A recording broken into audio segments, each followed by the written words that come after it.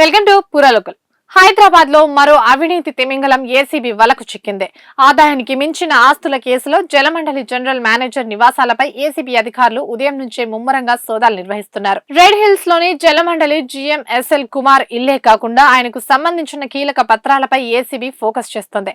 కేవలం హైదరాబాద్ లోనే కాదు, ఏకకాలంలో 3 జిల్లాల్లోని 8 ప్రాంతాల్లో ఈ రైడ్స్ కొనసాగుతున్నాయి.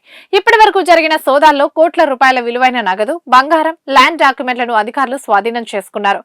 హైదరాబాద్, రంగారెడ్డి, నిజామాబాద్ జిల్లాల్లోని కుమార్ బంధువుల ఇళ్లపై కూడా ఏకకాలంలో దాడులు జరిపారు. హైదరాబాద్ మల్లాపూర్లోని కుమార్ నివాసంలో సోదాలు చేసిన అధికారులకు కట్టల కొద్దీ నోట్లు, కిలోల కొద్దీ బంగారం బయటపడడంతో అవాక్కయ్యారు. ప్రస్తుతం స్వాధీనం చేసుకున్న ఆస్తుల పత్రాలను ఏసీబీ అధికారులు క్షుణ్ణంగా పరిశీలిస్తున్నారు. జనరల్ మేనేజర్ కుమార్ నుంచి అక్రమ సంపాదనకు సంబంధించిన వివరాలను సేకరిస్తున్నారు. ఈ సోదాలు పూర్తిగా ముగిసిన తర్వాత కుమార్ అక్రమ ఆస్తుల పూర్తి వివరాలను అధికారికంగా ప్రకటిస్తామని ఏసీబీ తెలిపింది.